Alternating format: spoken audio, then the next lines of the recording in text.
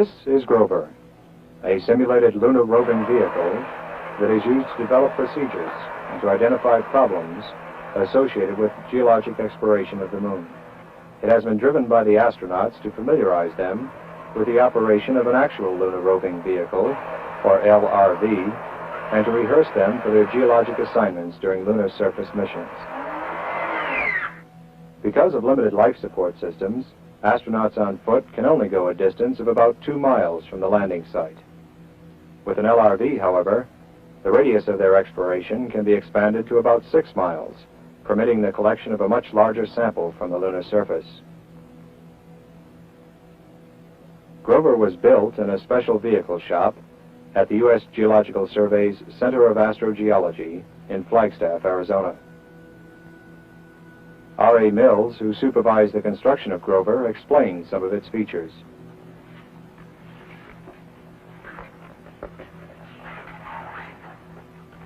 This is our simulated portable life support system.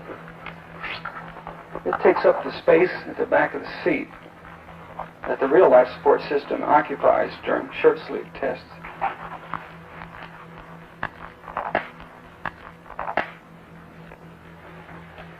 Located beneath the seats are special wire-reinforced cloth storage bags.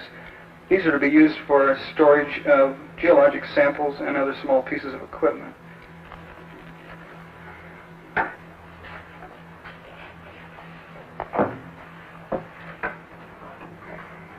Basic navigation information is provided through a gyroscopic heading indicator.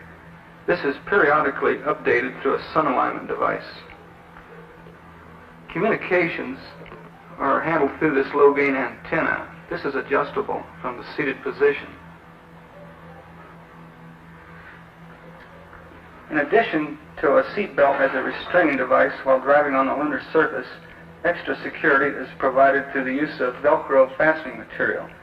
These patches are attached between the back of the portable life support system and the back of the seat. These make it slightly more difficult to egress from the vehicle. Breakaway from the seated position is aided by the use of an outboard tow hold.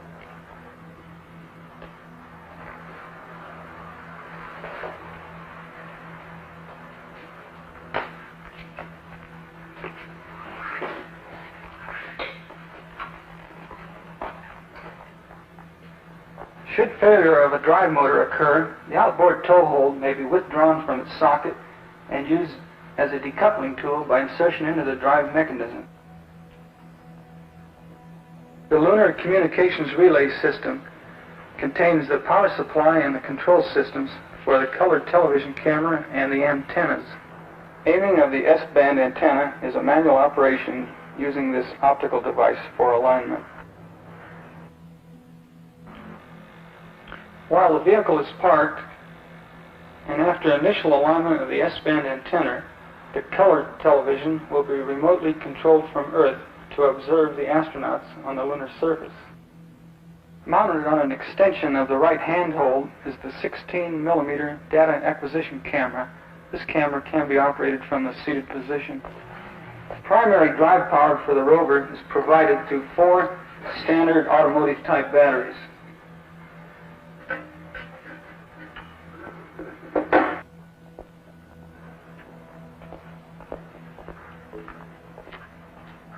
Located beneath this case are the steering and driving controls.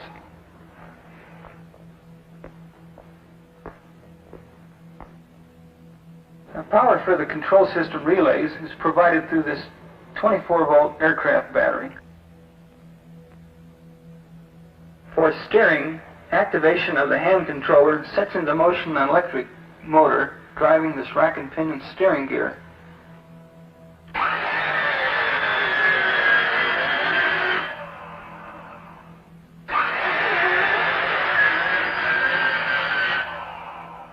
Braking of the rover is accomplished through this electric over hydraulic device.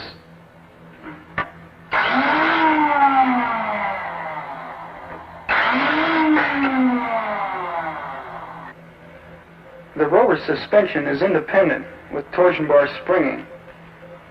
Drive power is through 4 individual 24-volt direct current motors, one for each wheel. final drive to the wheel is through a gear reduction case in the hub.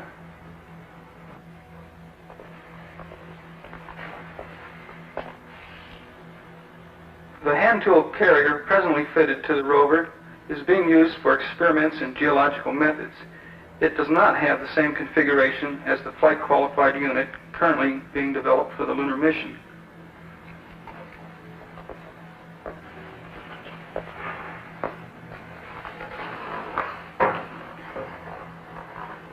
To activate the rover for driving, the first step is to turn on battery power.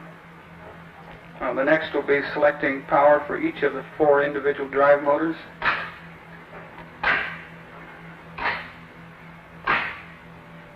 Next we'll select steering. We have a choice of either normal or crab steering. In this case we'll select normal. And finally the direction of travel, either forward or reverse, and we'll select forward. All of the vehicle control movements are incorporated in a single lever, centrally located so that it can be operated from either seat. Now left steering is, of course, left. And right for the right steering.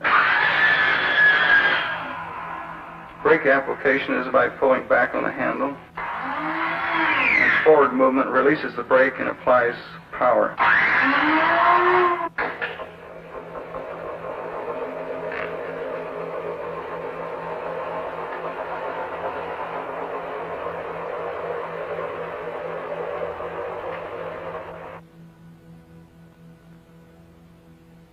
Rover will not go to the moon, but it is a valuable tool for training our astronauts to explore the lunar surface more effectively.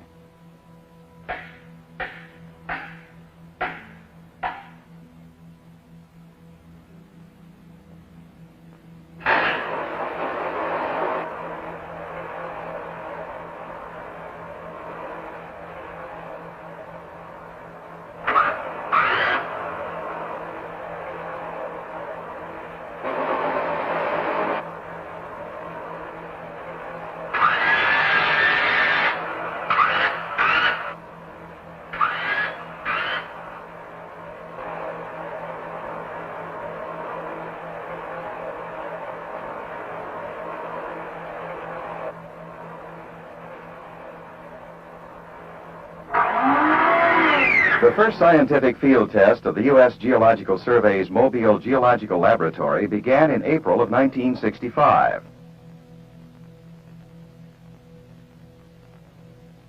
This large 7-ton vehicle, built by General Motors Defense Research Laboratory in Santa Barbara, California, was recently delivered to the Branch of Astrogeology Office of the U.S. Geological Survey in Flagstaff, Arizona.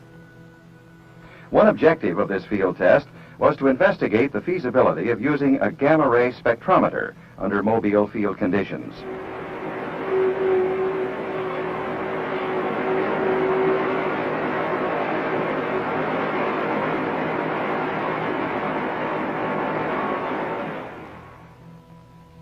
The gamma-ray spectrometer includes a 400-channel pulse analyzer and a tape punch reader. Carl M. Bunker of the Isotope Geology Branch, Denver, Colorado, installed laboratory gamma-ray spectrometric equipment in the vehicle and operated the instrument during field traverses. This experiment is the first step in a study to develop field analysis techniques and instrumentation for possible use in lunar field geological and geophysical exploration.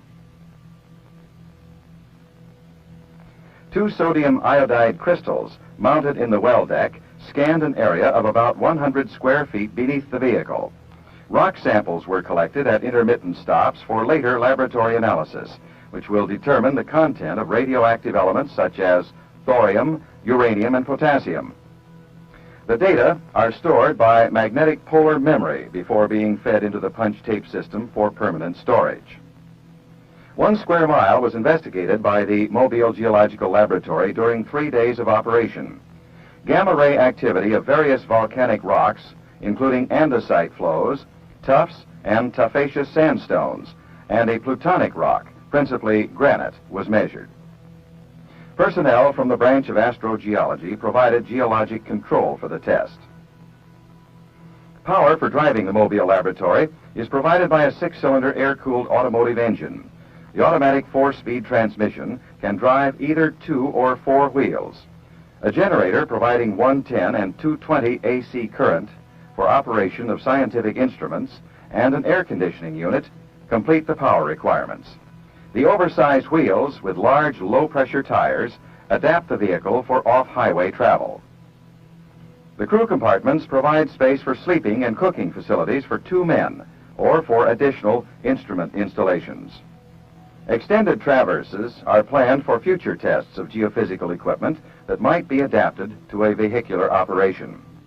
Results of this first field test will be known when analytical data on the collected rock samples are available. Preliminary study during the traverse showed that the field-mounted gamma-ray spectrometer was sensitive enough to detect small differences in radioactivity of various rocks containing minute amounts of uranium, thorium, or potassium. Potassium.